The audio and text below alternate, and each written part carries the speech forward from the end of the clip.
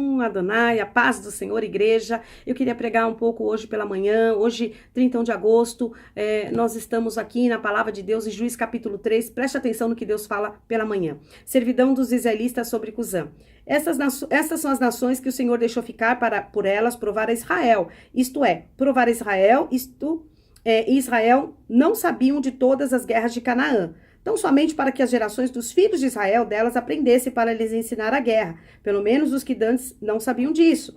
5 líderes dos filisteus, todos os cananeus, os sidônios, os heveus, que habitavam as montanhas do Líbano, desde o monte de Ben-Hermon até a entrada de Ramate. Esses ficaram a fim de por eles provar a Israel, para saber se dariam ouvidos aos mandamentos do Senhor, que tinha ordenado a seus pais, por intermédio de Moisés. Assim habitaram os filhos de Israel no meio dos cananeus, dos heteus, dos amorreus, dos ferezeus, dos heveus e dos jebuseus. E tomaram suas filhas para si por mulheres e deram os filhos deles às suas filhas e serviram a seus deuses. Amém, igreja? A proposta de Deus nesta palavra aqui era que o povo de Israel aprendesse um pouco do que havia acontecido no passado. E Deus queria que eles se forjassem, né? Que eles estivessem no meio desse povo para que eles aprendessem e se tornassem homens fiéis a Deus e que honrassem para que Deus pudesse continuar, né? A honrá-los diante das tribulações, das guerras, de todas as afrontas que esse povo sofria. Mas a Bíblia diz, né? Que esse povo, ele fez alianças erradas. Ele desobedeceu a ordenança de Deus através dos seus comportamentos, de alianças com mulheres que Deus não se agradara. E ali houve um pecado, ali houve uma desonra ao nome do Senhor. E Deus, ele fala nesta manhã que quando o servo desonra a palavra, quando o servo desonra o chamado de Deus, quando o servo desobedece, o Senhor, ele fica bravo, o Senhor fica irado, ele tira a mão dele, ele tira a graça dele. E a Bíblia diz que o Senhor ficou muito bravo, né? Ficou entristecido com a desonra. E aí os filhos de Israel começaram a perecer, porque eles começaram a cultuar outros deuses, a se direcionar, a não reverenciar aquilo que Deus havia colocado. E muitos estão assim, irmãos, estão cuspindo, estão sem reverência à obra de Deus, à casa de Deus, aos mandamentos de Deus. Muitos estão assim fazendo alianças que Deus não tem se agradado. Mas Deus começa a ver um dentro do meio deles que começa a orar, a se levantar, a interceder pelo povo.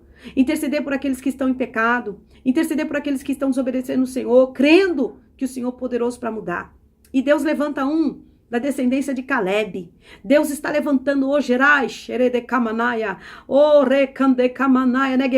Deus está levantando no meio dessa confusão, dessa contenda, no meio dessa situação. Deus está levantando Otiniel, aquele que é da descendência de Caleb. Não sei se vocês se lembram da passagem em Números capítulo 14, mas quando Deus manda os espias através de Moisés, Moisés determina que a descendência das tribos de Judá, a descendência da tribo de Israel, vá para a terra prometida espiar. E quando Deus manda aquela situação lá, irmãos, muitos ali começam a mudar a visão, não para de crer naquilo que Deus havia colocado. Muitos começam a olhar para o tamanho do problema da situação e acabam retrocedendo, acabam desviando da visão, recamanai, decamanaia, e o Senhor vai falando ali naquela terra, e aquele povo sai da visão, da terra prometida, da terra que mana leite e mel. Diz a palavra de Deus ali que Deus levanta um Caleb, e Caleb manda aquele povo se calar, manda aquele povo parar de murmurar, porque muitos estão olhando para o tamanho do problema, muitos estão olhando para o tamanho da situação, mas Deus é aquele que permite, porque na situação, no deserto decai, Deus vai fazer mudança no deserto, Deus vai trazer a resposta. E aquele povo começou a proclamar contra a promessa de Deus, e Deus vai tratando nesta hora, e Deus levanta aquela descendência para calar aqueles que estão afligindo a obra de Deus. E diz a palavra de Deus aqui, que Otiniel, ele era o irmão mais moço de Caleb.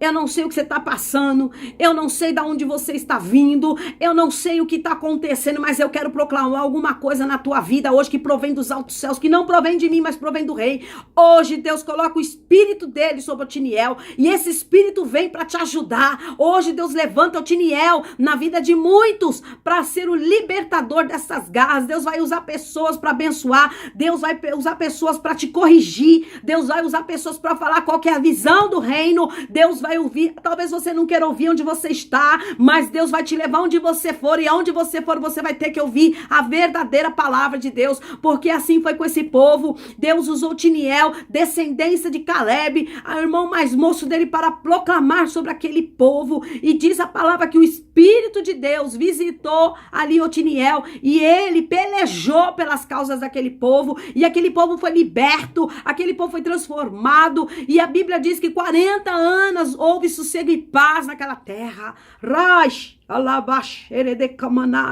Eu quero dizer para você que hoje Deus está pondo paz nessa terra. Eu quero dizer que hoje Deus está levantando aí Otiniéis na tua vida para te ajudar nesta campanha, nessa situação que você está fazendo, nesse jejum, nessa oração. Deus vai fortemente trabalhar ao favor daqueles que creem. E Deus falou no meu coração, diga para esse povo que hoje eu levanto homens intercessores para ajudar. Hoje eu levanto nessa igreja, hoje eu levanto nesse trabalho, hoje eu levanto nesta casa, hoje eu levanto nessa vida sentimental. Eu sou o Senhor dos exércitos, e agindo eu, ninguém pode impedir, diz o Senhor dos exércitos. Eu tô trazendo uma descendência que é escolhida. Ei, você não tá entendendo nada, mas Deus escolheu. Quando Deus escolhe, ninguém põe a mão. Quando Deus escolhe, a descendência é pura, não importa. Olha lá atrás, Números capítulo 14, era Caleb numa situação de apacentamento. Olha agora Juízes capítulo 3, olha aqui Otiniel é o irmão mais moço numa mesma situação de intercessão. Eu quero dizer, a igreja que ora, a igreja que clama, a igreja que acredita na visão e não desvia por murmuração, por diz que me diz, que por fofoca, é uma igreja que prospera, e é um tempo que Deus está falando na face da terra.